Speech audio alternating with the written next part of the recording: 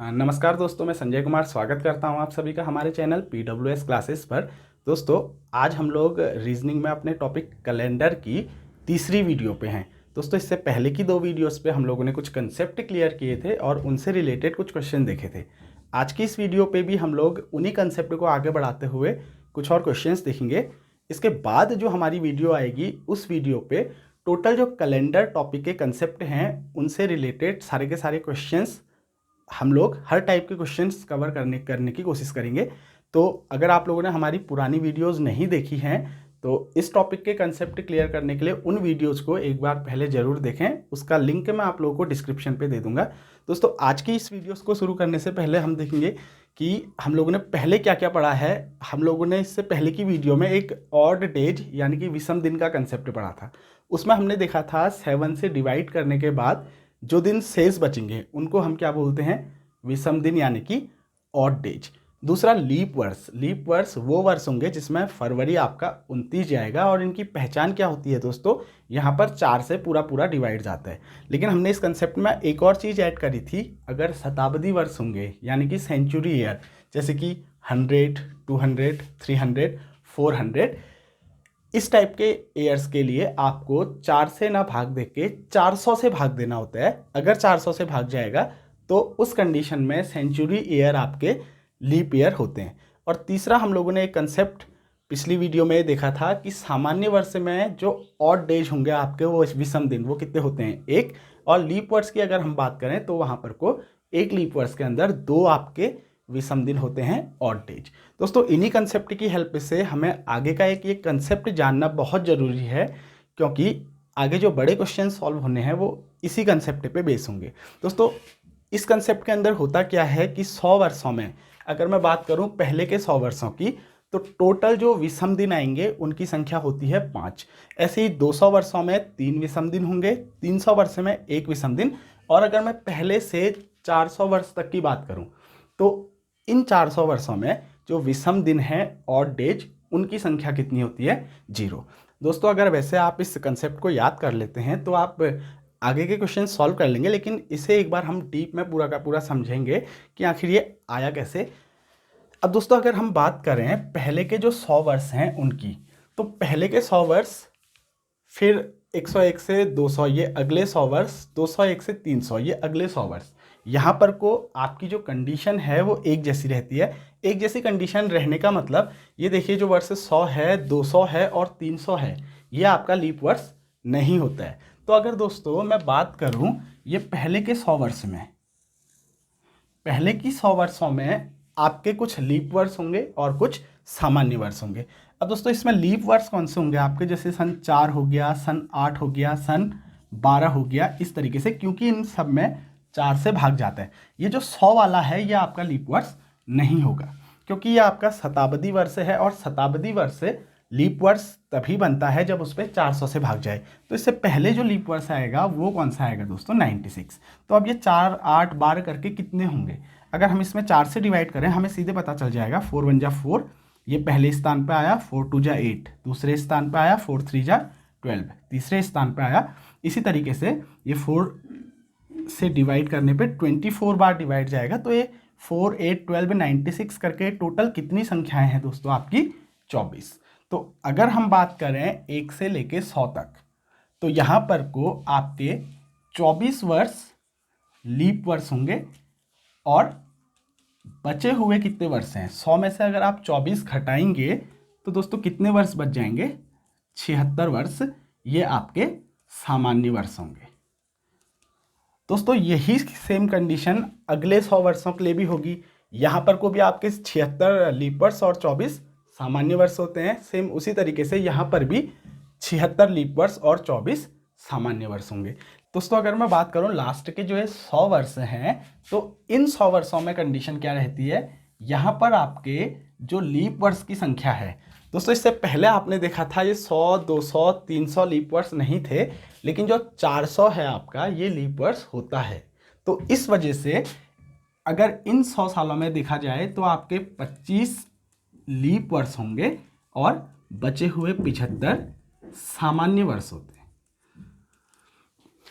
तो दोस्तों, यहाँ पर को जो पहले 100, 200 और 300 साल हैं, यहाँ पर की कंडीशन सेम होने के वजह से विषम दिन निकालना बड़ा आसान होता है।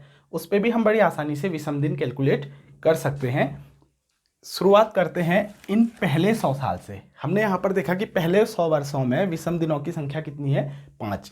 तो अब वो कैसे होगी दोस्तों, हमने पिछला जो कंसेप्ट पढ़ा था उस पर देखा था एक सामान्य वर्ष में एक विषम दिन होता है। तो अब यहाँ पर आपके कितने सामान्य वर्ष हैं, 76। एक वर्ष में एक दिन, तो 76, 76 वर्ष में कितने विषम दिन होंगे, 76 विषम दिन होंगे।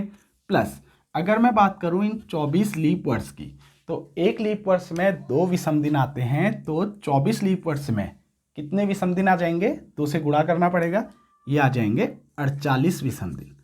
दोस्तों इन टोटल 100 वर्षों में कितने विषम दिन हो गए, 76 ये और 48 ये। अगर हम इसे जोड़ दें तो ये कितना बन जाएगा, 124। अगर इन 124 दिनों को मैं फिर से 7 से भाग करूं तो ये कितना बनेगा, 7 × 7 बचा 5 उतरा 4, 7 × 7 = 49, फिर से कितना बचा 5। यानी कि इन 124 दिनों में फिर से 17 आपके पूरे पूरे सप्ताह होंगे और 5 दिन आपके शेष बचेंगे। तो दोस्तों जो ये 5 दिन शेष बचे, यही आपके क्या हैं, इन पहले के 100 वर्षों में विषम दिन हैं। तो दोस्तों जैसा कि मैंने आपको बताया था, पहले के 100, 200 और 300 वर्षों में समान कंडीशन होती है। अब अगर हमको पहले 100 वर्षों में 5 विषम दिन पता चल गए, तो अगर मैं 200 वर्षों की बात करूं तो 200 वर्षों को मैं तोड़ सकता हूं 100 और 100 में। तो दोस्तों सेम जैसे ये कंडीशन है उसी तरीके से यहाँ भी कंडीशन है। यहाँ पर अगर आपके 5 विषम दिन हैं तो इस कंडीशन में भी आपके 5 विषम दिन होंगे। तो टोटल मिला के फिर से 10 विषम दिन हुए, और इसको फिर से अगर मैं 7 से डिवाइड करूं तो 7 × 7, और जो आपका शेष बचेगा वो कितना बच जाएगा, 3 आपका शेष बचेगा। तो पहले के 1 से लेके 200 वर्षों तक जो विषम दिनों की संख्या आएगी दोस्तों, वो कितनी आएगी, 3 आएगी। दोस्तों इसी तरीके से अगर मैं बात करूं पहले के जो 300 वर्ष हैं इनमें विषम दिनों की संख्या की, तो यहाँ पर भी आपकी देखो तीनों कंडीशन सेम हैं। यहाँ आपके 5 विषम दिन हैं, यहाँ पर भी आपके 5 विषम दिन हैं, और इस कंडीशन में भी आपके कितने, 5 विषम दिन होंगे। अगर मैं इसे जोड़ दूं तो ये आपके टोटल 15 विषम दिन बनेंगे। इसको फिर से अगर मैं 7 से भाग करूं तो 7 दूनी 14, और आपका जो शेष बचेगा वो कितना बचेगा, यहाँ पर 1। तो जो ये 1 आपका शेष बचा, यही आपका क्या है, इन 300 वर्षों में विषम दिनों की संख्या है। यानी कि 300 वर्षों में कितने विषम दिन आपके होते हैं, 1 विषम दिन। अब दोस्तों अगर मैं बात करूं पहले के 400 वर्षों की, तो 300 वर्षों तक तो हम लोग कैलकुलेट कर चुके, यहाँ पर कितने विषम दिन हैं, 1 विषम दिन। लेकिन दोस्तों जो ये चौथी कंडीशन यहाँ पर बनी है, 301 से लेके 400 तक जो ये 100 वर्ष हैं, यहाँ पर इनसे थोड़ी सी अलग कंडीशन है। यहाँ पर अगर मैं विषम दिन की संख्या कैलकुलेट करूँ तो 75 सामान्य वर्ष में कितने विषम दिन आएंगे, 75 विषम दिन ये आए, प्लस एक लीप वर्ष में 2 विषम दिन होते हैं, तो 25 लीप वर्ष में 50 विषम दिन आपके ये बनेंगे। तो दोस्तों जो ये लास्ट के 100 साल हैं, इन 100 सालों में आपके कितने विषम दिन हुए, 125 विषम दिन। दोस्तों ये कंसेप्ट आप लोगों को क्लियर होना चाहिए, अदरवाइज यहाँ पर क्वेश्चंस गलत होने की काफ़ी संभावना होती है। अब अगर हम बात करें कि पहले से 400 वर्षों के बीच कितने आपके विषम दिन होंगे, तो दोस्तों प्रथम जो 400 वर्ष हैं इनमें अगर मैं इसे तोड़ दूं 300 और लास्ट के वो 100 वर्ष, दोस्तों इन 300 वर्षों में तो हमें पता चल गया कितने विषम दिन हैं, 1 विषम दिन। प्लस अभी अभी हमने देखा ये जो लास्ट के 100 साल थे इनमें विषम दिनों की संख्या कितनी है, 125। तो इन 100 वर्षों में विषम दिन है 125।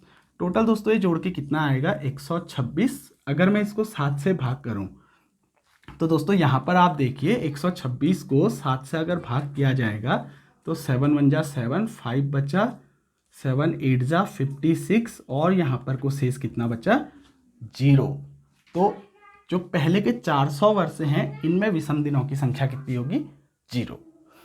तो दोस्तों शायद आप ये पहले के जो 400 वर्ष हैं इन 400 वर्षों में विषम दिनों की संख्या क्या क्या होगी ये निकालना सीख गए होंगे, और इसे याद करने के लिए आप बड़ी आसानी से याद कर सकते हैं। ऊपर से नीचे की तरफ लिखिए 100, 200, 300 और 400, और इधर साइड 0, 1, 3, 5। देखिए 1, 3 और 5 आ रहे हैं। कोई याद करना बहुत बड़ी बात नहीं है, लेकिन आपको ये कंसेप्ट क्लियर होना चाहिए, क्योंकि कभी डायरेक्ट यहाँ से भी वो कोई क्वेश्चन पूछ सकता है। अब दोस्तों इस कंसेप्ट को पढ़ने का रीजन क्या था?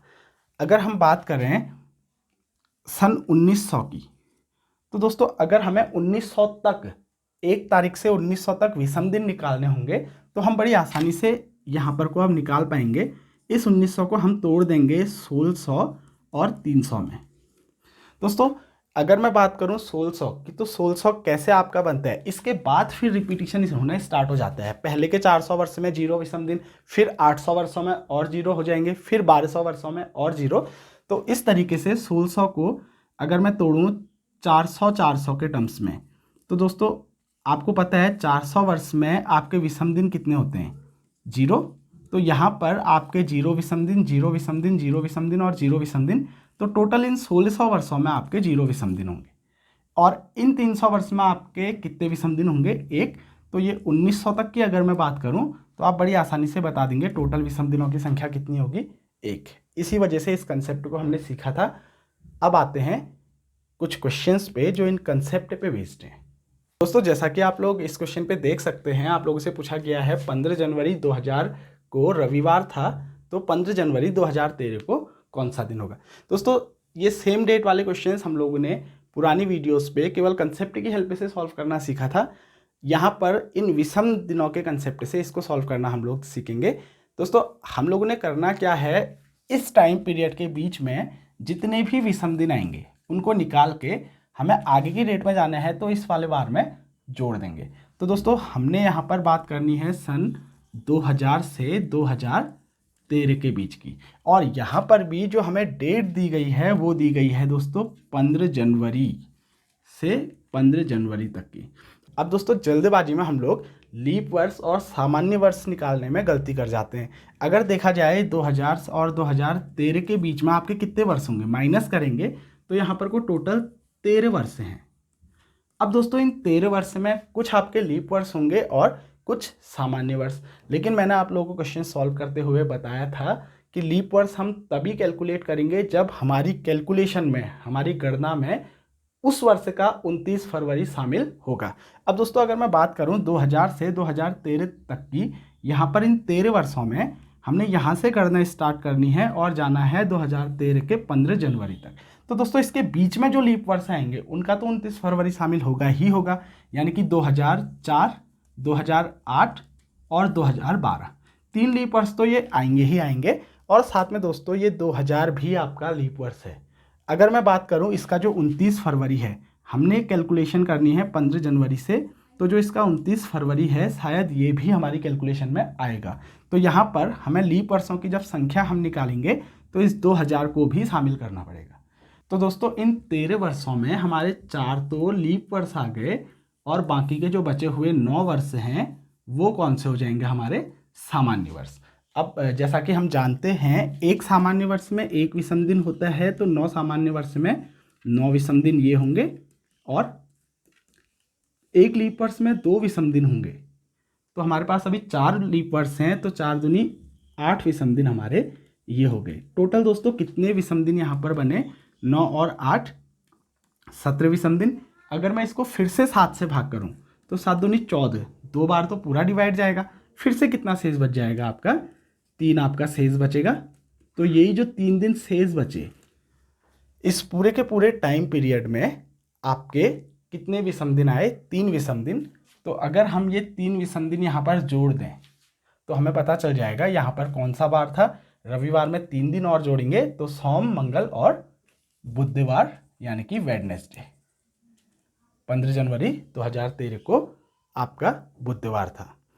दोस्तों अगर इस कंसेप्ट को मैं थोड़ा सा और आगे बढ़ाऊं, आपने अगर रीजनिंग में कैलेंडर टॉपिक पहले कभी पढ़ा होगा तो शायद ये पढ़ा हो सकता है कि इन 13 वर्ष में लीप वर्ष की संख्या ज्ञात करने के लिए इसको 4 से भाग कीजिए, और जितनी बार पूरा पूरा भाग जाएगा उतने लीप वर्ष होंगे। दोस्तों अगर यहाँ पर हम देखें तो 3 बार पूरा पूरा भाग जाएगा, 4 तियां 12। लेकिन दोस्तों इस कंडीशन में हमारे लीप वर्ष कितने थे? 4 लीप वर्ष थे। ये कंसेप्ट कभी कभी आपका गलत हो जाएगा, तो इस कंसेप्ट को लगाने के लिए आप ध्यान रखिएगा कि जो आप कैलकुलेशन कर रहे हैं उस कैलकुलेशन में कहीं आपका ये पहला, दूसरा, तीसरा वर्ष लीप वर्ष तो नहीं है। अगर पहला दूसरा वर्ष ही आपका लीप वर्ष हो जाएगा तो लीप वर्ष की संख्या थोड़ा ज़्यादा होगी, जैसे इस क्वेश्चन में थी। तो इस कंसेप्ट का यूज करते समय आप लोग थोड़ा कैलकुलेशन का ध्यान दीजिएगा, आपके क्वेश्चंस कभी गलत नहीं होंगे। अब आते हैं दोस्तों अपने अगले क्वेश्चन पे। दोस्तों जैसा कि इस क्वेश्चन पे आप लोग देख सकते हैं, आपको दिया हुआ है यदि 12 अगस्त 2000 को बुधवार था तो उसी वर्ष 1 जनवरी को कौन सा दिन होगा। यानी कि दोस्तों आप लोगों को यहाँ पर अब डेट सेम नहीं दी है, एक ही वर्ष की बात की है। तो जनरली हम लोग करेंगे क्या, इस 1 जनवरी से लेकर 12 अगस्त तक के विषम दिन यानी कि ऑड डेज निकालेंगे। यहाँ पर हमें आगे की डेट दी हुई है, पीछे का दिन पूछा है, तो जो ऑड डेज आएंगे उतने दिन यहाँ से पीछे की तरफ चले जाएंगे। तो दोस्तों ऑड डेज निकालने के लिए हमने पहले भी इस कंसेप्ट को पढ़ा था, हमने जाना है 1 जनवरी से 12 अगस्त तक। दोस्तों ये कंसेप्ट हमने पहले भी पढ़ा था कि अगर जनवरी के महीने में आपके 31 दिन है तो आपने ये दिन टोटल नहीं देखने हैं, आपने देखना है केवल उनमें जो विषम दिन आएंगे यानी कि ऑड डेट, 7 से डिवाइड करने के बाद जो दिन बच जाएंगे। अब यहाँ पर आपने कैलकुलेशन करनी है 1 जनवरी से। अगर मैं 1 जनवरी से कैलकुलेशन करूँ तो जनवरी के महीने में कितने दिन आएंगे, 31 दिन। तो दोस्तों यहाँ पर 7 से डिवाइड करने पे 7 4 जा 28, 29, 30, 31, 3 दिन आपके शेष बचेंगे। फरवरी आपका ये सन 2000 है, लीप वर्ष होगा, तो 29 दिन होंगे। उन 29 को अगर 7 से आप डिवाइड करोगे तो 7 4 जा 28, एक दिन आपका शेष बचेगा। इसी तरीके से मार्च में 31 दिन होंगे और विषम दिन आ जाएंगे 3, अप्रैल में विषम दिन 2, मई में 3, जून में, जुलाई में, और अगस्त में आप लोग ध्यान दीजिएगा, अगस्त में हम लोगों को 12 अगस्त का दिन तो दिया हुआ है। तो यहाँ पर को जो हम लोगों ने कैलकुलेशन करनी है वो करनी होगी 11 अगस्त तक की। तो दोस्तों 11 दिनों में अगर हम 7 से भाग करेंगे तो जो विषम दिनों की संख्या आएगी वो कितना आएगी, 4, 7 1 जा 7, 8 9 10 11। तो इन विषम दिनों को अगर हम जोड़ दें तो हमें पता चल जाएगा 1 जनवरी से लेकर 12 अगस्त तक कितने विषम दिन इस वर्ष में हुए होंगे। तो दोस्तों अगर इन सारे विषम दिनों को मैं यहाँ पर जोड़ूं तो ये सारे विषम दिन जोड़ने के बाद आएंगे 21 विषम दिन। तो दोस्तों अगर मैं इन 21 दिनों को फिर से 7 से भाग करूं तो यहाँ पर 3 बार पूरा पूरा भाग जाएगा और शेष बचेगा आपका 0। यानी कि जो विषम दिनों की संख्या आई ये कितनी आई, फिर से 0। 1 जनवरी से 12 अगस्त 2000 तक आपके कितने विषम दिन होंगे, 0। तो दोस्तों आपने 0 दिन पीछे जाना है, यानी कि आपको सेम डे पे ही रहना है। 0 दिन पीछे जाने का मतलब यहाँ पर भी आपका क्या होगा, बुधवार होगा। दोस्तों अब देखते हैं अपना अगला क्वेश्चन। दोस्तों जैसा कि इस क्वेश्चन में आप लोगों से पूछा गया है 15 अगस्त 1947 को कौन सा दिन था। इस क्वेश्चन को सॉल्व करने के लिए या फिर इस टाइप के क्वेश्चंस को सॉल्व करने के लिए हमें एक पॉइंट यहाँ पर पता होना चाहिए। जो हमारा कैलेंडर है ईसवी संवत, उसका जो पहला दिन माना गया है यानी कि 1 जनवरी सन 1, वो माना गया है दोस्तों सोमवार यानी कि मंडे। अब दोस्तों ये जो पॉइंट है आप लोगों का, ये एज ए क्वेश्चन कभी इस तरीके से भी पूछा जा सकता है, 1 जनवरी 1 AD को कौन सा दिन था। तो दोस्तों इसका आंसर क्या हो जाएगा आपका, सोमवार यानी कि मंडे। कभी अगर डायरेक्ट ये क्वेश्चन पूछा जाता है तो आप इसका सीधे सीधा आंसर बता सकते हैं।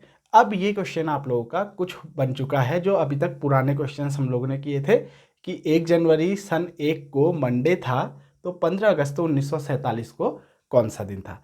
अब दोस्तों इस क्वेश्चन को हम लोग सॉल्व करेंगे, हमने जो अभी विषम दिनों का कंसेप्ट पढ़ा हुआ है उसकी हेल्प से।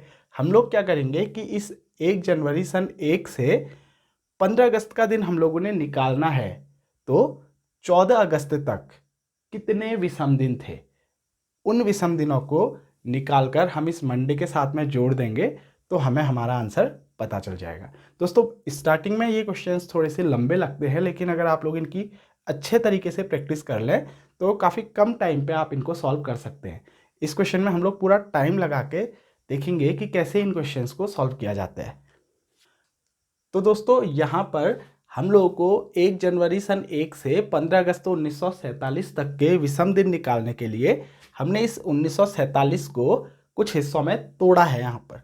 अब तोड़ने का तरीका क्या है दोस्तों, हम लोगों ने 1947 को पहले 1900 में तोड़ा और 1900 को तोड़ दिया 1600 और 300 में। 16 और 3 आपके 1900 ये बनाएंगे। अब यहाँ पर को हम लोगों ने आगे के केवल 46 वर्ष लिए हैं। क्यों? क्योंकि जो ये 1947 है, 47वां साल आपका पूरा नहीं है, केवल 15 अगस्त तक है, तो इसकी कैलकुलेशन हम लोगों ने अलग से करनी पड़ेगी जो मैंने वहाँ पर लिखी हुई है।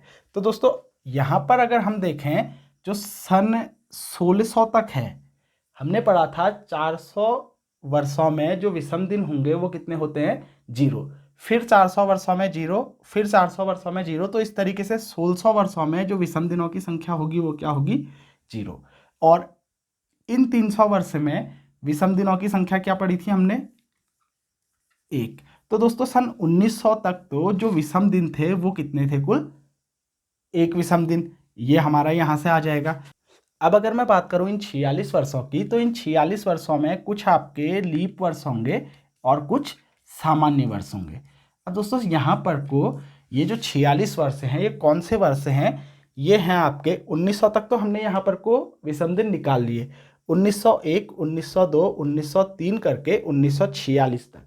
अब दोस्तों यहाँ पर अगर देखा जाए तो ये पहला, दूसरा, तीसरा वर्ष आपके लीप वर्ष नहीं है। इसके लिए मैंने एक कंसेप्ट आप लोगों को डिटेल में बताया था कि ऐसी कंडीशन में आप सीधे सीधे क्या कर सकते हैं, ये जो 46 वर्ष हैं इनको 4 से भाग करें और जितनी बार पूरा पूरा भाग जाएगा उतने यहाँ पर लीप वर्ष होंगे। अगर मैं इसमें डिवाइड करूँ तो 4 1 जा 4, 4 1 जा 4, यानी कि 11 बार पूरा पूरा भाग गया। तो यहाँ पर आपके 11 तो लीप वर्ष होंगे और बचे हुए 35 आपके सामान्य वर्ष होंगे। तो अब दोस्तों इन 46 वर्षों में भी आप विषम दिन बड़ी आसानी से निकाल सकते हैं।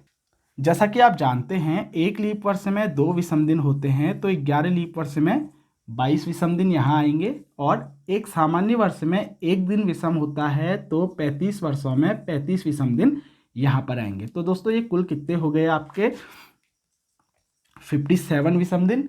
अब इसको अगर आप फिर से 7 से डिवाइड करते हैं तो 7 से डिवाइड करने के बाद 7 8 जा 56 होगा और बचेगा आपका कितना, 1। यहाँ पर को जो है शेष 1 बचा, तो यही आपका इन 46 वर्षों में विषम दिनों की संख्या होगी। तो दोस्तों हमने 1900 तक विषम दिन निकाले थे बड़ी आसानी से। इन 46 वर्षों में हम लोगों ने विषम दिन निकाल लिए, 1 विषम दिन है। और अब आ जाते हैं इस 1947वां जो वर्ष है उस पे। अब दोस्तों यहाँ पर इस 1947वें वर्ष में अगर हम देखें तो जनवरी में कितने विषम दिन होते हैं, हमने पहले बात की थी 31 को 7 से भाग करेंगे तो 7 को 28 और बचा कितना, 3। उसी प्रकार से फरवरी में 0 विषम दिन, मार्च में 3, अप्रैल में 2 और चलते चलते हम लोगों ने अगस्त तक यहाँ पर विषम दिन निकालने हैं। लेकिन दोस्तों 15 अगस्त का दिन हमने निकालना है, तो हम लोग जिस मेथड को यूज कर रहे हैं उसके लिए केवल ध्यान रहे 1 दिन पहले तक का विषम दिन निकालेंगे, यानी कि 14 अगस्त तक। तो इस कंडीशन में 14 अगस्त तक अगर मैं कैलकुलेट करूं तो अगस्त में 14 दिन होंगे और 7 से भाग करने पे 7 दूनी 14, शेष बचा आपका 0। तो यानी कि अगस्त के महीने में जो विषम दिनों की संख्या आएगी वो कितनी आएगी, 0। तो दोस्तों यहाँ पर जनवरी से 14 अगस्त तक अगर हम लोग विषम दिनों की संख्या निकालें तो ये कितना बन जाएगा, 1 2 3 4, 3 चक्को 12 और 4 16 दिन आपके यहाँ पर विषम दिन बनेंगे। और फिर से अगर आप इसको 7 से भाग करेंगे, देखिए 1947वें में 16 आपके विषम दिन आए, फिर से अगर 7 से भाग करें तो 7 दूनी 14, यानी कि जो शेष बचेगा वो कितना बचेगा आपका, 2 दिन। इस 1947 में आपके 2 दिन विषम दिन होंगे। अब दोस्तों हमें पूरे वर्ष के दौरान सन 1 से लेकर सन 1947 तक विषम दिन मालूम हो गए हैं। अब टोटल अगर हम देखें 1900 तक कितने विषम दिन थे, 1 विषम दिन, प्लस इन 46 वर्षों में कितने विषम दिन आए, 1 विषम दिन। और ये जो 1947वां वर्ष है यहाँ पर कितने विषम दिन आए, 2 विषम दिन। कुल मिलाकर ये कितने विषम दिन हो गए दोस्तों, 4 विषम दिन। अब हमें पता चल गया कि 1 जनवरी सन 1 से लेकर 15 अगस्त 1947 के बीच कितने विषम दिन आए, 4 विषम दिन। यहाँ पर अगर सोमवार है, इसे हम लोग 4 दिन आगे बढ़ा दें तो ये क्या बनेगा, मंगल बुध बृहस्पति शुक्र। तो दोस्तों 15 अगस्त 1947 को जो दिन था वो था आपका शुक्रवार यानी कि फ्राइडे। दोस्तों बहुत बार इस मेथड में थोड़ा सा कन्फ्यूजन होता है कि हम लोग ये 14 अगस्त तक लें या 15 तक का। यहाँ पर इस क्वेश्चन को एक थोड़ा अलग तरीके से भी किया जाता है। काम करने का पूरा तरीका यही रहेगा, लेकिन वहाँ पर जो माना जाएगा वो ये माना जाता है कि अगर हमारी कैलकुलेशन में विषम दिनों की संख्या 1 आई तो सोमवार होगा, 2 आई तो मंगलवार, 3 में बुधवार, 4 में बृहस्पतिवार, 5 में शुक्रवार, 6 में शनिवार, और अगर विषम दिनों की संख्या 0 आती है तो रविवार यानी कि संडे होगा। दोस्तों आपने करना क्या होगा, अगर आप इस तरीके से इस क्वेश्चन को सॉल्व ना करें तो सीधे सीधे 1947 तक आप विषम दिन निकालिए, और किस डेट तक का, 15 अगस्त तक। दोस्तों काम करने का पूरा तरीका यही रहेगा। 1900 वर्षों में एक विषम दिन आएगा, इन 46 वर्षों में आपका एक विषम दिन आएगा, और जो ये 1947वां वर्ष है दोस्तों वहाँ पर ये चेंज हो जाएगा आपका 15 अगस्त तक अगर आप लेंगे तो यहाँ पर 15 आएगा, एक दिन बढ़ जाएगा, कुल मिला के ये आपका 17 बनेगा, और यहाँ पर शेष 3 बचेगा। तो उस कंडीशन में दोस्तों 3 दिन ये बचे, एक दिन ये बचा 4, और एक दिन ये बचा 5, तो 5 विषम दिनों में क्या आ जाएगा, फ्राइडे। दोनों तरीकों से आपका आंसर सेम रहेगा। तो दोस्तों आपने बस विषम दिनों को निकालने का तरीका यहाँ पर सीखना है, फिर आप चाहे ये वाली मेथड अप्लाई कीजिए या फिर यहाँ पर को विषम दिन ऐड कीजिए, बात एक ही रहेगी। बस ध्यान रखिएगा कि अगर आप यहाँ पर को मंडे मान के चलेंगे तो आपने जो दिन लेना पड़ेगा, जिस डेट में आपने निकालना है उससे एक दिन पहले तक कैलकुलेट करेंगे। और अगर आप यहाँ पर कुछ नहीं मानते हैं, इस तरीके से इस क्वेश्चन को सॉल्व करते हैं, तो पूरा फिर आपको जो ये डेट दी हुई है वहाँ पर तक आप लेके चलेंगे तो भी आप लोगों का आंसर इस रूल के अकॉर्डिंग सही आएगा। तो दोस्तों इन कंसेप्ट को समझ के आप लोग कैलेंडर के क्वेश्चन सॉल्व करने की प्रैक्टिस कीजिए। आने वाली अपनी अगली वीडियो पे मैं कैलेंडर टॉपिक के जो प्रीवियस ईयर के क्वेश्चंस पूछे गए हैं, चाहे वो किसी भी एग्ज़ाम के हों, एसएससी, बैंकिंग, यूपीएससी, सीसेट, उन सारे क्वेश्चंस को कवर करने की कोशिश करूंगा, और एक वीडियो मैं ज़रूर यहाँ पर आप लोगों के लिए कैलेंडर टॉपिक की लेकर आऊँगा। तो मिलते हैं अपनी अगली वीडियो पे नए टॉपिक के साथ। तब तक आप प्रैक्टिस कीजिए कैलेंडर को।